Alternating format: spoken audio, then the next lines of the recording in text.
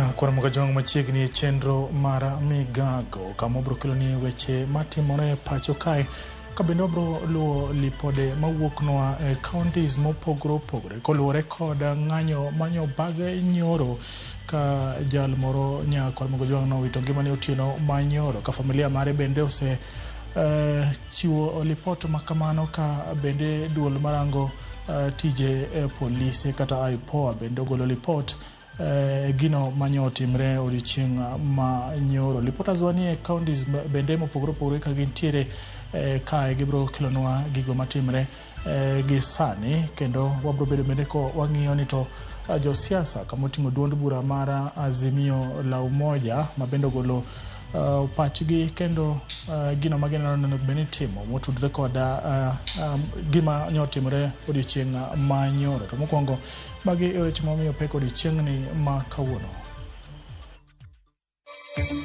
Kutoka Nyamavila kufika town nilipata info. Familia mar Rex Kanyike Masai mane wito ngimane nyoro tok goye lisasi dwaro mondo tim nonro ewi nek mare. Duol manono timo bila ochako timo nonro ne nek mar Rex Kanyike Masai kanyakla kod hinyruok mamoko e kinde ng'anyo makwedo paro mar chik mahigani. Doho mamalo wito oko bura mane kwedo chenro mar kaunti ma Nairobi mar chwalo ne jopuonjre chiemo e sikunde.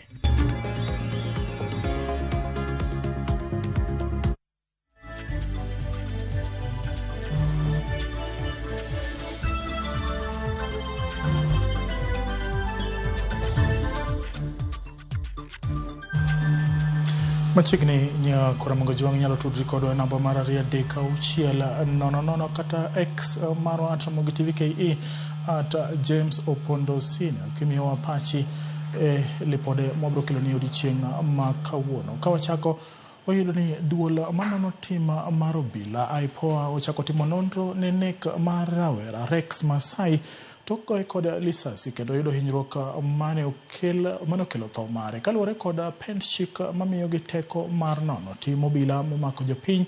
IPOA osebedo ka luwo kaka obila chwalo tijegi ahinya nyaka ne chak ng'anyo makwedo paro mar chik mar omenda ma higani tarik 18 dweni. Nyaka sani IPOA wacho ni gisechako nonrogi kendo loso kod familia mar Rex e yudo ler ewi nek mare. Kamano bende ginono hinyruok maricho mamoko mane wuok e kinde ng'anyo. IPOA omedo pako jo ng'anyo kuom chwalo kwe kinde duto kod obila kuom duoko chien teko magitiyogo kopim kod kinde machien. Kata kamano gimedo kwayo obila mondo owe tiyo gi teko mokalo kuom jopiny ka jopiny mang'anyo bende otim mana kamano kod kwe maonge ketho chik. IPOA medo lero ni kinde ma obila nyalo tiyo gi teko ka yore mamoko mamuolo tamore tiyo teko magitiyogo oluore gi ketho. Kaponi obila otiyo gi teko mokelo hinyruok mar ng'ato to obila omiye thieth mokwongo kata first aid kata bende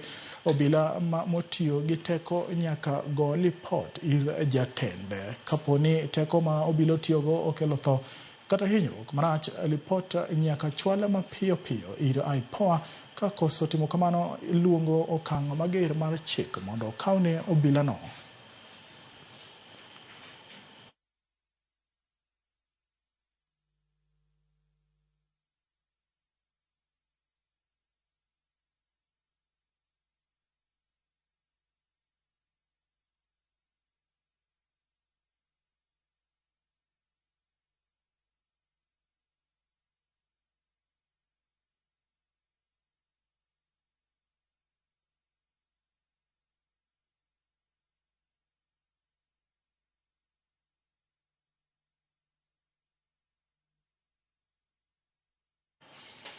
Gavana ma Nairobi Johnson Sakaja okwedo mokalo obila tiyo gi teko mang'eny e ng'anyo mane otimre odiochieng' manyoro kod rowere ma otisi ni Gen Z kane oloso e nyasi mar chako gedo mar paw tuke ma Kihumbini yo Westland. Sakaja oyango ni en ratich jopiny Kenya ng'anyo gi kwe kendo ojiwo jodak ma Nairobi ni jatend piny William Ruto winjo ywak margi e chik omenda. Sakaja bende olero ni kaka jatelo manie duond buch siasa manie telo Owacho ber mondo jotelo winj ywak mar jopiny ka geno mare en ni jatend piny biro winjo ywak jopiny kuom chik omenda.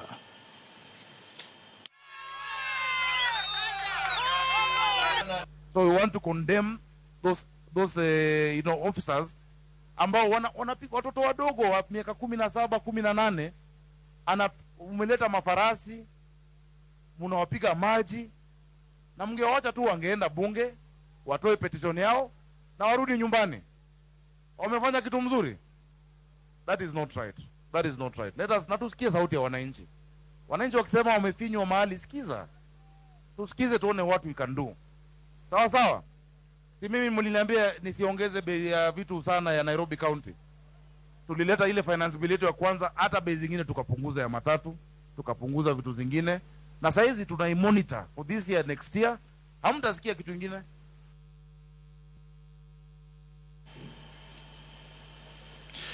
Governor Mama Chakozovinya Ndeti opoyo bila kuom tayo ng'anyo mane obage counties mopogore opogore mar kwedo paro mar chik ma higani yorno makare. Kane wuoyo seche mane oyawo ayanga tesend nyamburko e kar dak ma Kangundo, Ndeti nolero ni tayo ng'anyo maonge tiyo gi agoko kaka polise notimo odiechieng' manyoro en ranyisi ni Kenya osegoyo okang' maduong' e demokrasia. Opoyo gedo mar tesend geche ma Kangundo kowacho ni tesend nyamburko no biro konyo e gero ohala mitimo chiro ma Kangundo, ka bende nokwayo jomatatu mondo oti makare gi kar nyamburko no.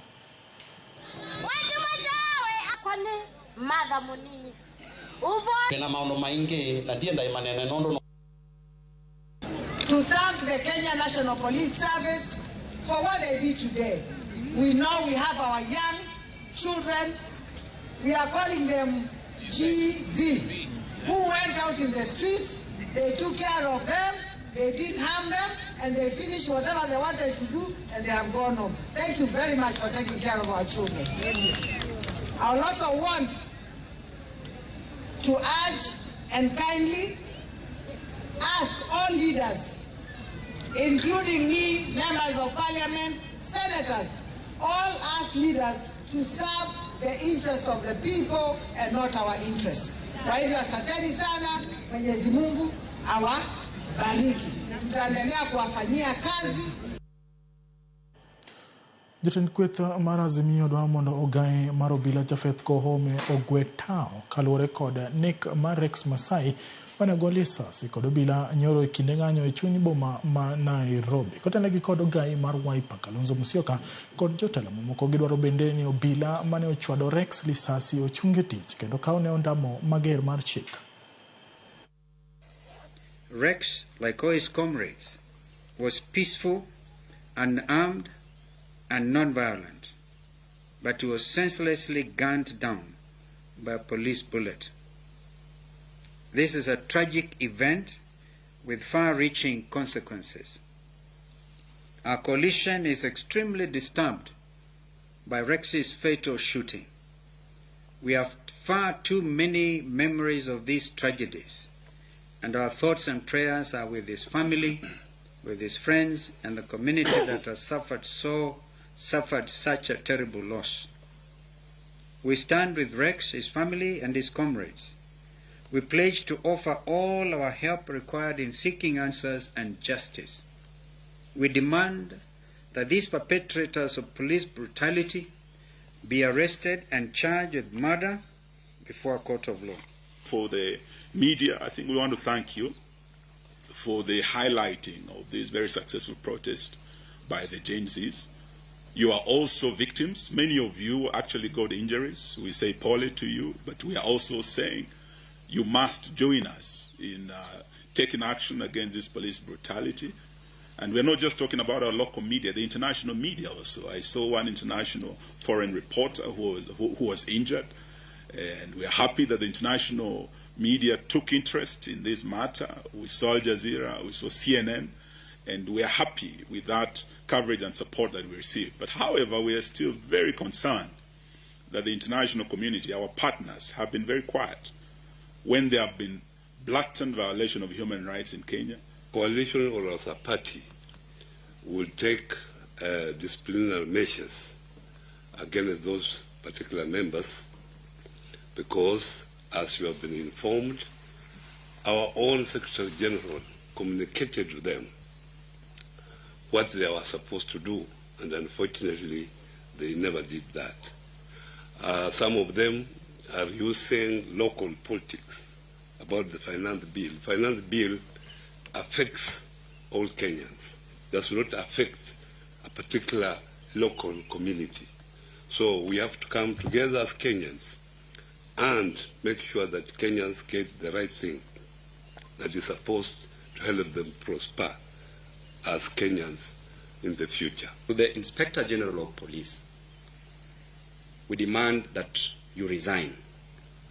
Koome, we know that you are vicariously liable to the murder with malice aforethought of one Rex, and therefore you must resign, and the DPP must institute a criminal charge of murder against your person.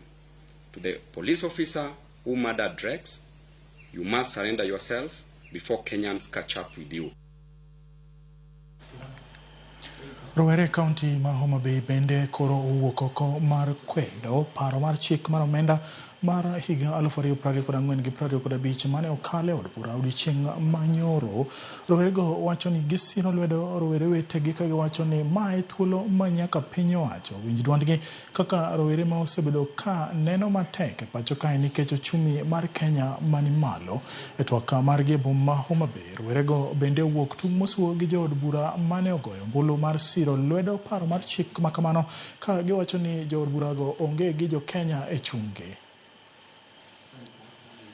Ling lakini wanao ka sirikal oduogo ling kendo gido winjo duondwa rowere kaka county ka kendo wacho next week Tuesday call upon all youths ma Bay County ka rowere king'eni nyathi school indra were mutieko school ja piko ngata Tuesday wadhi endara yudo ka mostly majorly youth sani as panao gionge tich yudo ka ng'eny gi timo biashara matindo tindo yudo ka ng'ato boko tong e streets and mane kama one are living yudo ka the government is again coming to impose a taxation on imported eggs to the higher percentage mar tong michamo Kenya ka bedo imported from Uganda. Koro this one ma weyo wa kamarach sana as youths sani wawuogo oko kendo ka wawuogo oko mondo karomo 2027 wakao kura ji million 33 giko ka okura bunge cha waloko te bunge ka waloko te watiekore gi siasa marachni jogi kelo paro mahinyowa. Whatever is happening in the country right now, we are surprised. Even our representatives cannot read from the reactions of the people. It is a very sad state of affairs. I'm so proud of Kaluma, our Honorable MP, Kaluma Opondo, for saying no to the finance bill. And on Tuesday, we are going to riot as Homa Bay Gen Zs, and I'll be the front line of it.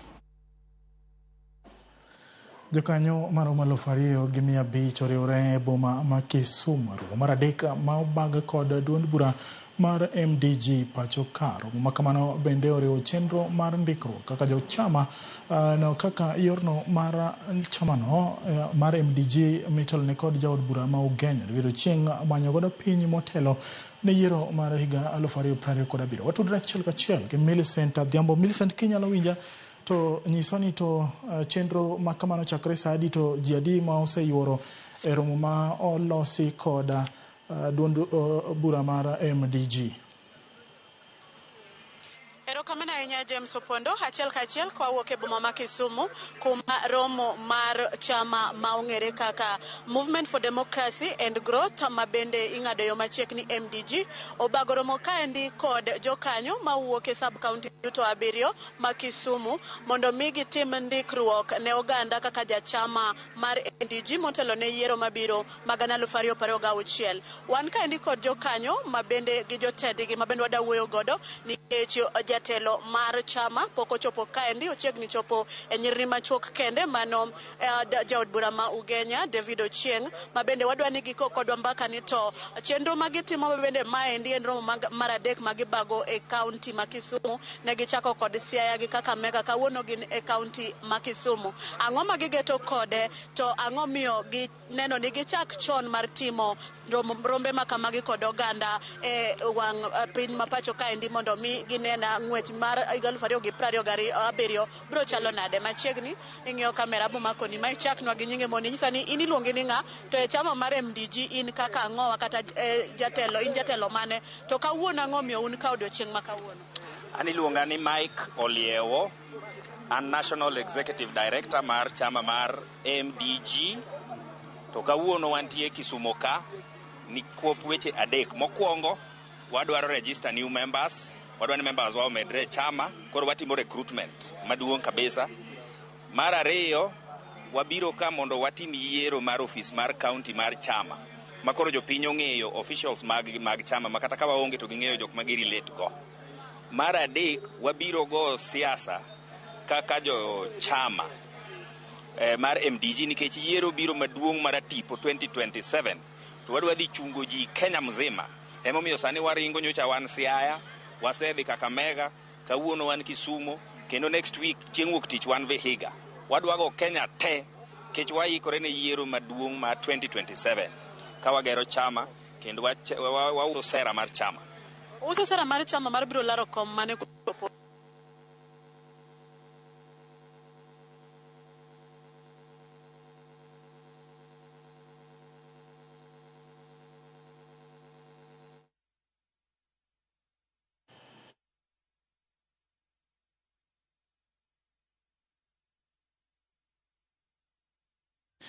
Kwa Ramogi wabo tudore gi Millicent Adhiambo ma ok nyal geng' nikech mitambo wabro loso ka wawuok e yueyo kata kapok wadhi e yueyo aneno ka useoro to modhuro. Eriko Odemo ka chungi kanyamkago wacho pondo obila tiyo gi teko mang'eny to jopiny nie ratiro margi mag wuok oko kendo timo ng'anyo. Bina neno kacha Ramogi TV ma Onyango Alela wuod bande Kadem awuoro ni en chik mane moyiene obila goyo japiny ma ng'anyo gi kwe kod bonde. Mogik Ruto one kaka nyalo tiyo gi jopiny. Dan Odiero ka ni aminyenya sikul wacho ni poch gi paka ne jogo magero olalo maborin ma wacho ni biro kelo arita kwe makare. Gombona en ni daber ka nyithindwa ma bende nitiere e ng'anyo otim ng'anyo gi e yorno gi kwe. Bende aneno kacha Dan Odiero wacho ni entiere minyenya kendo weche manyien chopo ne yorno makare. James Opondo awinje yo makare omako dhoga kaka uchumi oidho malo. Nyinga en Ato wuod Kodumba mano janthiwa. Keli Kosumba ka wuok Kindu Bay wacho ni ng'anyo manyoro ne nigi kwe to joma puoyo polise ma ne onego jong'anyo be wigi beyo adiera. Mano kotudore kacha gi report ma ogol kacha gi IPOA ma wacho ni ng'ato achiel ne owito ngimane ka familia bende mar Masai osewuok oko ka wacho ni nyathigi ne owito ngimane e ng'anyo manyoro otim gi jogo kata nyithindo kata rawere ma dendore ni Gen Z. Obila motimo nek mar Masai en gino ma ok odhi kare ahinya kendo IPOA nego kaw gino e lwetgi kendo gitim nonro makare mondo mi ong'e ni to obila mane onego Masai. Bende nyako Ramogi magi duto wabro bedo kwaluo ni Ofeko Mostek kani Naivasha wacho ni ka entiere Naivasha oyani Masai wacho ni obila tiyo gi teko mang'eny mag nego jo Kenya kendo nego kawnegi ondamo mager. Gino ma onego beni IPOA timo mar ng'iyo ni to obila mane manye onego Masai e ng'anyo manye timre odiochieng' manyoro. Weche manyien donjonwa mayom ka wantiere Migori. Erokamano jo Migori County ka uluwo weche gi nyako Ramogi e yorno makare. Adone alkaw yueyo ma adundo ka yueyo wabro tudre kata gi Millicent Adhiambo ka intiere county ma Kisumo ka obro kelonwa lipod no motudre kod romo mar duond od bura mar MDG ma timore county ma Kisumu. Kikidhi mabor.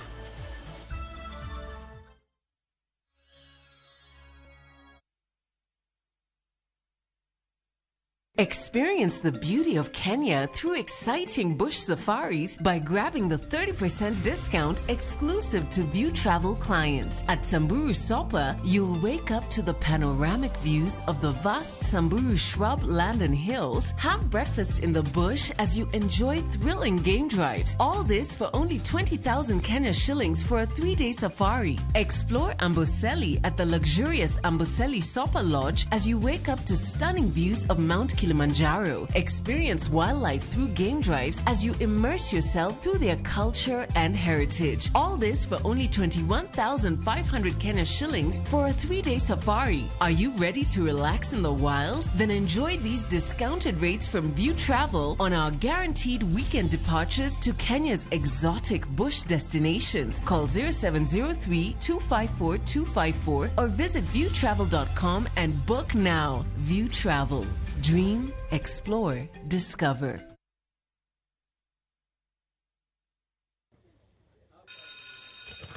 I'm telling you guys, this new Showmax app is on some next level business. Oh, it's mad. I know, man. All Premier League games live. 308 games on my phone. Good quality. Outstanding. And you can even adjust your data settings. Let's say you're somewhere where the network isn't so good or you're using data bundles. Bro, you can pause, rewind, and press play. So, bro, if you missed a game at the beginning, you can still watch it from the start as long as you tune into that game before it ends. 500 bob a month. How many beers are those? It depends with what you're drinking. Shake the new Showmax app today and get every Premier League game live on your phone for just 500 shillings a month. Shika Showmax, streaming for Africa.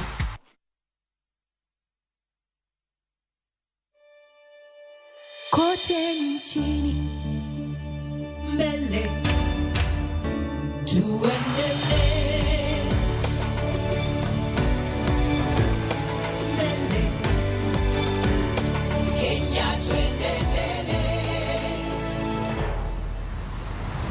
Kenya Twende Mbele.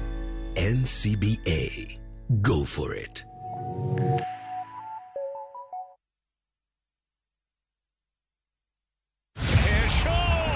Miaka minne ya kujiandaa, miaka minne ya kujua ni nani mbabe wa kandanda bara Europa. Wakati umewadia na mwaka huu hapa ndipo mechi zote 51 zitatangazwa moja kwa moja kupitia vituo 13 vya redio. Ni nani atatuzwa taji la babe wa kandanda bara Europa? Ungana na watangazaji gwiji kutoka vituo vyote vya Royal Media Services tunapobainisha mbivu na mbichi kwenye kinyang'anyiro cha kombe la bara Europa Euro 2024 live moja kwa moja kutoka Ujerumani. Shikisha Mili na Euros with Shabiki.com. Not for persons under the age of 18. Authorized and regulated by BCLB license number 587. Nyakwa Ramogi, Kenya Eratil. Raila has a space to say what Gima Jakom Dwawacho. The opposition, nothing like a Supreme Court. Oliet, Nyakwa Ramogi. Jumapil ka Jumapil. Ana chungo mama kratil kadel war piny. Ka adwani wa discuss kaka Kenya dhi. Winj tuak magoratil piny. One was a gotten opposition. One was a gotten opposition 50 years. Mayo kiparka kele wich bar moro. UDA onge kama pose donje. Adwani penja bati. Koso donje kona mane. Sachiel gi nusu tieno. Siasa mar piny Kenya en siasa koso dongruok. Kai kelo ni kod George Bati. Kik bai.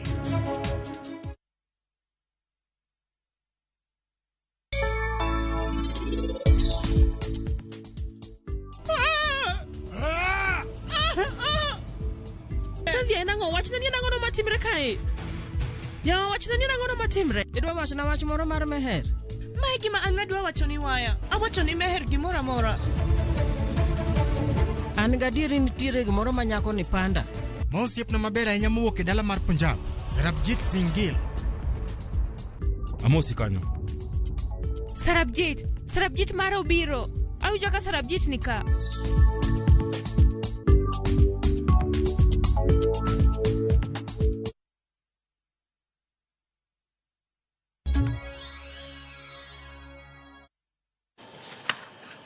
Machiegni kendo nya Ramogi rivo governors medo golo ywak ewi chenro mar cholo thieth mar universal health coverage mowinjo chakre ayanga dwe manyien misiro kod chenro mar okumba mar SHIF owinjore kaka giloso gi sani. But the counties which operate public facilities are disadvantaged in terms of payment or the monies that are owed to those public facilities by NHIF. Most of the payments went to the private sector, and most of the facilities in the public sector have not been paid. We are owed up to 8 billion by NHIF. So as we transition, we do not want to see a situation where the 8 billion becomes a pending bill for the public facilities. We urge the facilities that have not been paid for their debts to be settled by NHIF, and of course they need for them to be remunerated or given monies by the national government for them to do that. That is our ask. That is the only way we will transition to SHIF or SHA with a smooth transition, having no debt, with county facilities not struggling. Thank you. Thank you very much. Just a quick one. I do understand the meeting that was held prior. Sorry, my name is Eleanor Mentally. I do understand the meeting that was held prior was also negotiation between the national government and the county governments to be able also to understand the data protection that will ensure a smooth transition between NHIF and SHA. How far are we with that?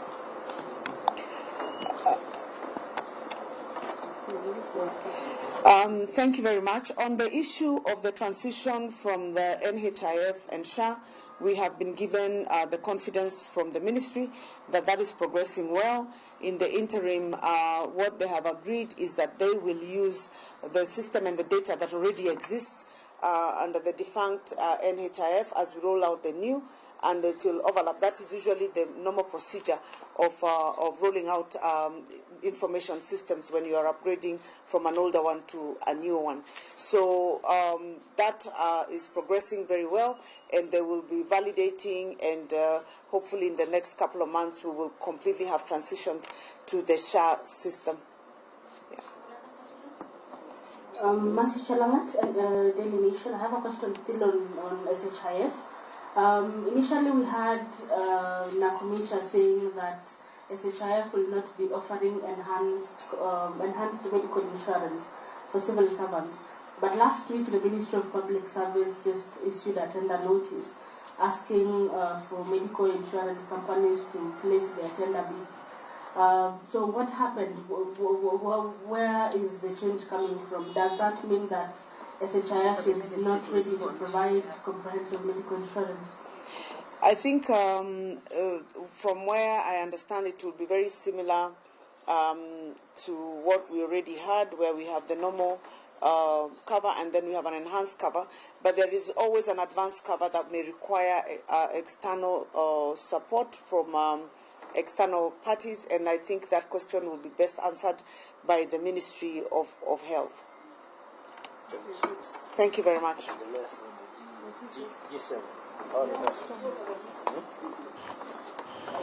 Nya Ramogi mano riwruog governors ka gichiwo ler ewi okumba mar thieth mar SHIF. Nya Ramogi bende kaka na singoni ni abrodok nyaka e county ma Kisumu kama Millicent Adhiambo nigi jogo ma tayo chenro mar chama kata duond od bura mar MDG kama giriwre county ma Kisumu. Millicent, kinyalo winja ng'ikruok no bedo nikech mitambo kata kamano abro mi thuolo mondo koro idhi nyime nyiswa ni to jo MDG oloso chenro margi machalo nade, to gin gi paro mar geto higa mar 2027 kata bende wuotho e counties mopogore opogore ma pacho kae. Erokamano ahinya James Opondo kuom miya thuolo kendo mokwongo bro kwayo ng'uono ne joneno magwa kuom ng'ikruok mane obede kotenore kod weche mag mbui magin gigo molos kod lwet dhano. Abotero achiel kachiel ir jatelo mabende en achiel kuom jokanyo mabende ochopo kaendi mondo mi ginyal dhiro chenro mar ndikruok ne oganda mondo mi obed jochama mag Movement for Democracy and Growth mano MDG. Machiegni mana mapiyo piyo neno ka ji ikore ne an nyinga Michael Lieo, an National Executive Director mar MDG Party. To wabiro Kisumo kae nikech weche adek. Mokwongo wabiro register members mondo donje party mondo medre kabisa, wadwaro members mang'eny. Mar ariyo wadwaro yiero office mondo koro county obed kod officials mage mabiro tae ka wadhi mbele. Kod mar adek wabiro go siasa kae nikech sani Kenya ikore ne yiero maduong' 2027 kendo mane gimo kelo waka. Koro nyocha wan Siaya, wasetimo mano Siaya, wasetime Kakamega, kawuono wan Kisumo, wuok tich wan Vihiga, wadwago Kenya mzima, counties te. Kawa recruit members, to wayiero officials, to wago siasa ma 2027. Kech 2027 wadhi yiero e kombe te, wadhi chungo ji e kombe te mag Kenya kae. Erokamano ahinya mana mapiyo piny nyalo medo kaka jalno bende ochopo kaendi. Ndikruok chalo nade? Be oganda owuok oko ka romo ka owuok e sub counties abiro duto ma Kisumu? Ber kabisa kendo an iluonga ni Ayubo Uma Kisumu West, an ema chung' ne jogo mong'ol e Kisumu County. Aparo ni ndikruok dhi maber kabisa kendo party wa mar MDG en party mar joluo kendo en party maber kabisa kendo mora kabisa ka party marwa mar MDG o recognize nyaka jogo manigi ng'ol kendo wadwa dhi mobilize nyaka jogo manigi ng'ol mondo mi ondikre e party kaka gin jo party. Erokamano ahinya kaka joma mine nyalo wuoyo joma mine party ni wuok oko maromo nade mo undikri tang'o muneno kaka joma mine ni ber mondo mi undikru kaka jo party mar MDG. Chagi nyingi ni kamera. Iluonga ni Janet Atieno abiro mondo wa elect jowa kaka jo MDG kendo wamor ahinya wan jo Kisumu nikech wayudo party manyien mwanyalo dhi godo mbele. Kako jende bende uneno ka party ni include rowere? Wan kako jende iluonga ni Steven Okumwa wuok Nyalenda B Ward. Arwako party mar MDG en party mayo orwako nyaka yudhe matindo kaka an jatend youth ma Nyalenda B Ward. I present Nyalenda B Ward, arwako party en gima ber mawadhi dhi go mbele. Mae party mar MDG mwamor go e Kisumu County. Erokamano. Erokamano aluonga no Gilombo ka Kisumu North Ward, amor gi party. Kich gima party otimo kata sani en gima nenore anena e lela. Omiyo akwayo ji ni mondo bed register e party mar MDG. Nikech mbele ka dhi bedo marach. To akwayo ni ka Nyasaye pono yie, to weche mag thieth ang'e wadhi dhi go maber e weche mag kai ka gi koni. Omiyo akwayo ni party mar MDG ni kwadhi yiere 2027 ageno wadhi chako manyo kom piny tumalo onge kom wadhi weyo. Omiyo alamo ni Nyasaye koyie ka party mar MDG odonjo to weche mokwongo wang'i gin weche mag thieth. Erokamano. Erokamano. An Nyakwaro Simbo. An gima wacho en ni wan jo MDG. Gima dwaro ka en ni mondo kidwa register to dial star 509 hash tibro yudo gik mibro penji tibro donje party mar MDG. Erokamano. Erokamano ahinya. An iluonga na Bisalo Modero Chieng', I represent West Nyakach Ward. Party mar MDG ni en party wa koro wageno kendo wan kode gi geno no odhi konyo jo youth ahinya joma tindo e wards duto kata mana e national level. Omiyo omor kod party akwayo jo youth duto te mondo wuog oko kar romgi mondo gi register gi join party mar UDA mar Mheshimiwa David Ochieng'. Erokamano.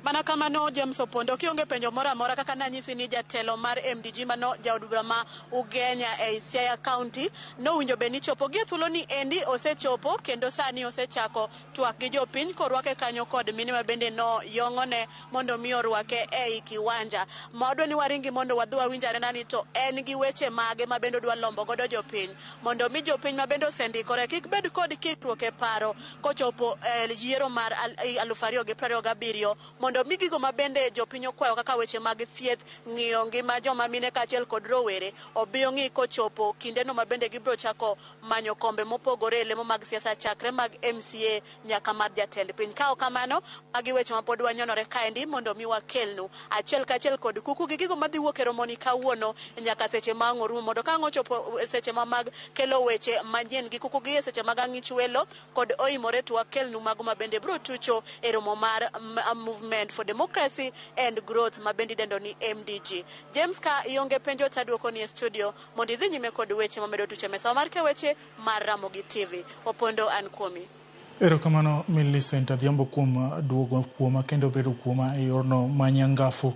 Geno ni kocho pasa achiel gi sadek nyakon mogo jongi bro yudo lipodni e yorno mong'ith kowuok kuom Millicent Adhiambo e county ma Kisumu. Ka wadhi nyime Wene jalup jatend piny Rigathi Gachagua okwayo jo-Kenya modak e piny Afrika ma milambo mondo obed e ong'ala manyime e nyiewo mwandu molos pacho kae. Romo mane obedogo nyoro wacho ni giketo chenro kod mbetre Kenya e pinyno mar neno ni mwandu mag Kenya choponegi mar jiwo jopiny e pinjegi tiyo kodgi. Notene kod jambetre piny Kenya piny mar Afrika ma milambo John Ndurumo kanyakla kod jokanyo e riwruoge mag ohala tok bedo e nyasi mar chamuma mar jatend pinyno Cyril Ramaphosa. Did they think about how we can market our coffee and tea here? Because we've got good coffee. Yeah, you guys as business people here think how you can import the beans and then you can roast them here and package them here. It's something that we can always work together. On the issue of the border warehouse, further to the discussion that you had with the CS Moses Kuria, I'm going to do some follow-up with the CS Rebecca Miano to find out what happened. And I think this is something that is very desirable because people want to buy in bulk. So if we can get a border warehouse where Kenyans of all walks of life can bring their goods, I think you guys who are here can market our product. And we have got good products.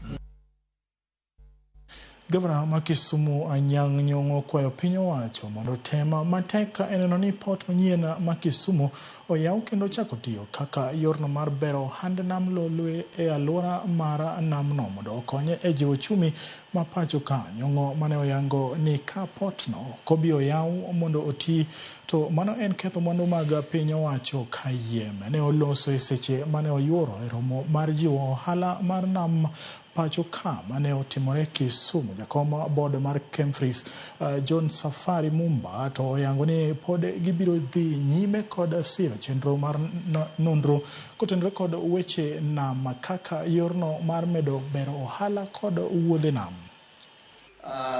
Excellence in innovation research for sustainable blue economy and fisheries development.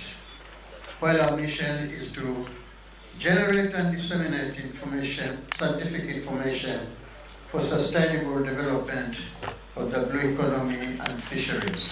EPRI will continue to support innovative research for improved management and development of sustainable blue economy.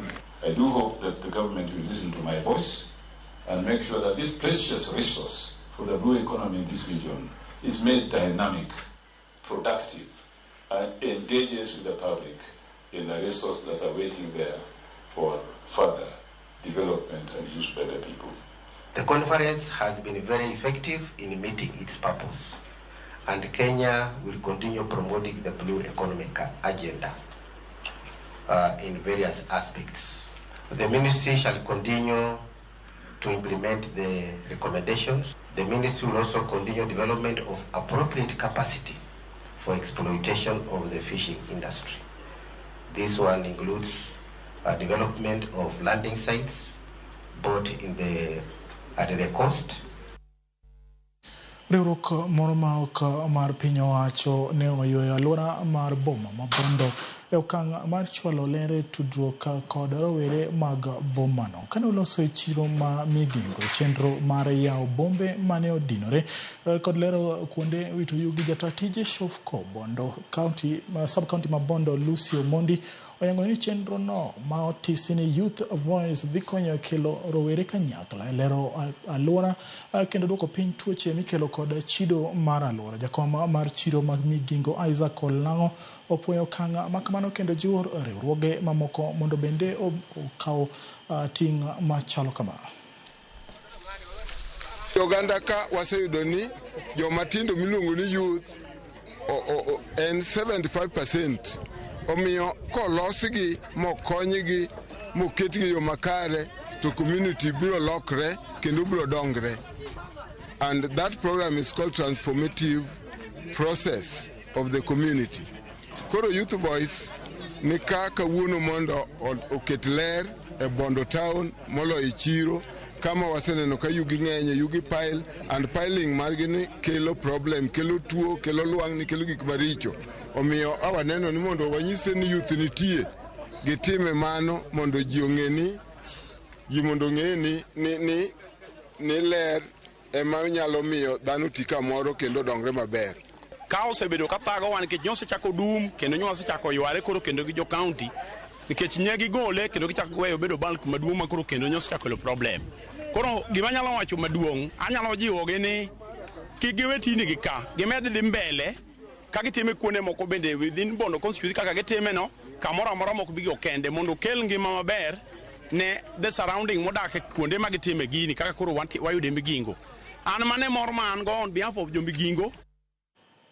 Joma onjote kembe mag jote ne joma odare thuchegi to donjore weche mag njore omisiema ni kindegi rumo kendo ibiro kawnegi ondamo mar chik. Rochruok mar arita pachoka oyangi ni medore kaluwore kod kwan mamalo mag joma ringo thuchegi kendo jot pacho kae ka e giko dwe mokalo jojot moloyo 700,000 nomolo pacho kae nyasi yango odiochieng' refugees mane obagi e kambi jota ma Kalobei e Kakuma. Jokanyo osiemo kweth njore mogo tach kembego kata kamano gipuoyo piny owacho kuom okenge mag bero kambino kendo ting'o ngima jodak. As you celebrate your rights and freedoms as refugees, I also remind you that you have a duty to respect the rule of law in the area where you live. I visited the court in Kakuma to assess the challenges faced by refugees as far as access to justice is concerned, and the statistics there show that a number of refugees have been arrested as suspects in cases of robbery with violence and defilement. These are grievous human rights violations once proven, and the rule of law must take its own course. Today we celebrate Kenya's continuous open door policy towards refugees. We reaffirm our commitment to policies compliant with the international conventions. We are integrating refugees into our education system and highlighting Kenya's welcoming society, which allows refugees to train and to intermarry.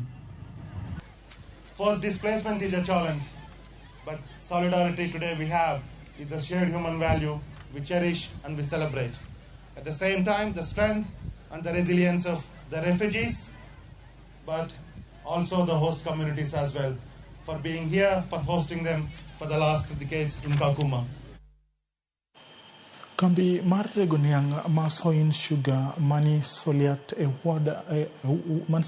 Ward e county ma Kericho chana mar chako tich bang' podho kuom kinde malach. Chenro mar chiro kambino oyange ni biro muonyo omenda maromo bilion 2.5. Kane oloso e seche mane ichako ayanga gedo mar kambino ma dhi timore kuom dweche 18, jakom kambino Paul Chirchiro yango ni kambino chano mar golo sukari maromo tan 1,500 e odiochieng' ka odiochieng' kendo idho nyaka tan 4,000. MCA Masoliat Albert Kipkoech osingo mar neno ni omenda oket tenge kod counties loso apaya madonjo e kambino.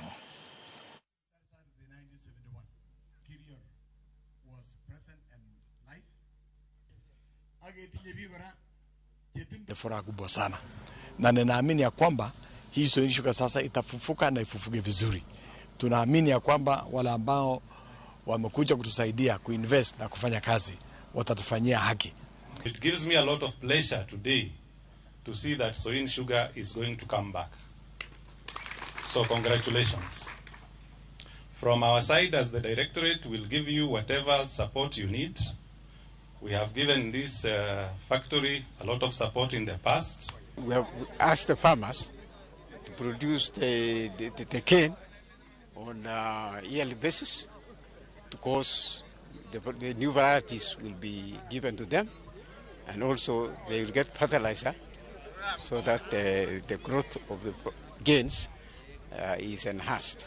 And the chairman of budget is here, who is also a very able MCA of this area and our MCAs. I will be requesting you, Chairman, and I know I will be releasing you immediately after this function to run to Nakuru for the budget.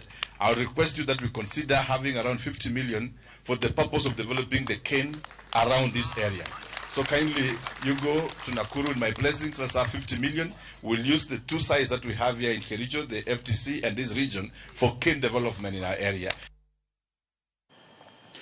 Ka wadi nyime wadi jopuonjre mabiro donjo e mbalariany mopogore opogore ojiw mondo oti gi mbui kaka yorno mar yudo omenda gi mag somo ma ichiwo e yor hola gi piny owacho. Bod machiwo hola mag somo HELB komakore gi bod mochung'ne pesa moket tenge mag mbalariany kaachiel gi bod mochung'ne yiero jopuonje mong'ere kaka KUPS nogolo ler ne rawere mawuok e gwenge ma Sameta kaunti ma Kisii mondo oluw wechegi mag manyo omenda mag somo kokalo e mbui ma ibiro e kinde ma jopuonjre osebedo kod penjo mathoth e yorno ma ginyalo yudo godo hola mag somo kapok gidonjo e mbalariany kochakore dwe mar 8 higani. Yorno mar yudo hola mag somo kokalo e mbui nochakore higa achiel mokalo.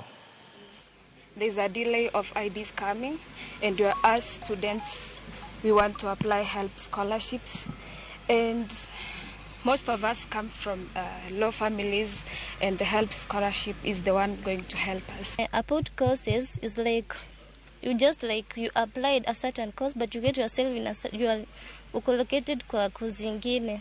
So someone anataka kujenga hiyo course, but akona the same clusters of kwa hii course yenye alikuwa anataka kujenga, but you just gave yourself in the under kwa course ingine. So like bado tunaomba hiyo mtusaidie so that we can change our courses. Students have to apply, and after applying then their application will be subjected to an assessment using a tool that has been a very good tool that has been developed by the Higher Education Loans Board and University Funding that will now show how much the parent is able to give. And I must say that the first system, when they applied last year, 100% of the students were supported to very high level.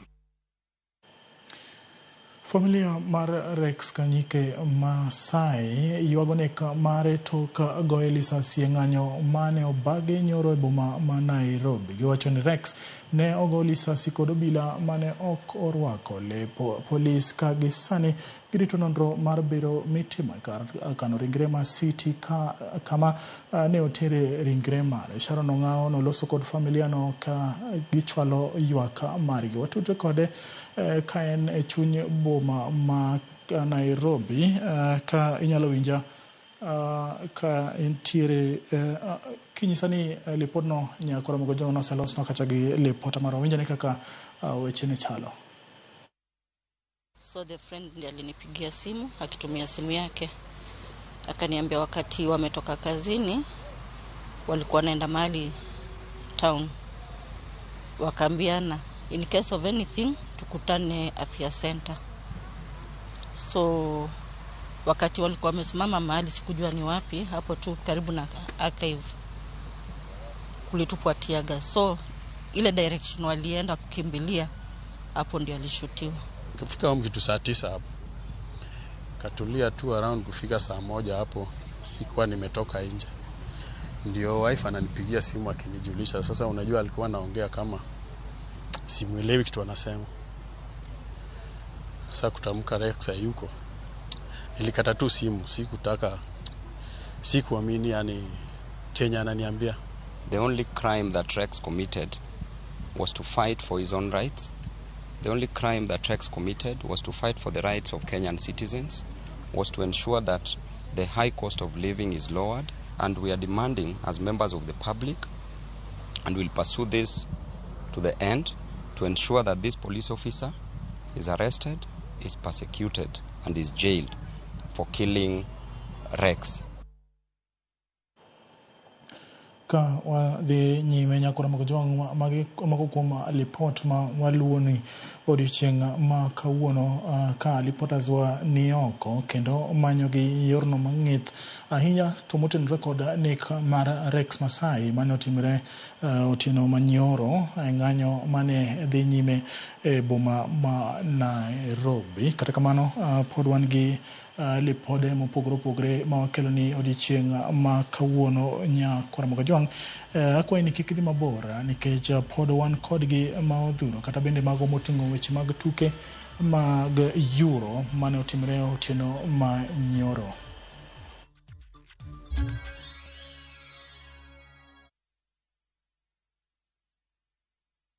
Asewacho ni nyathini to ko winja. To sani oseguro tiende dalani.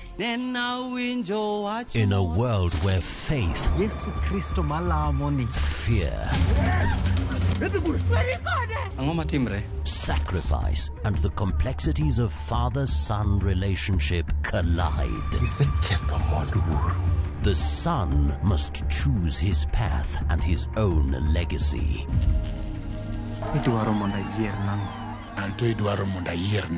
Watch this emotional and riveting story of Dennis in Where the River Divides.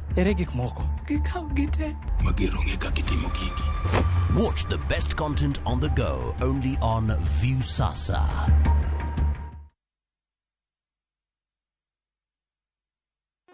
In the battle against pests, it's time to strike back.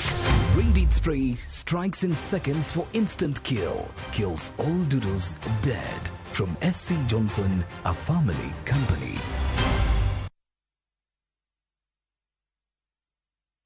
Watu! Ile fire, ile best, ile finest ndiyo hii mazee. Shikisha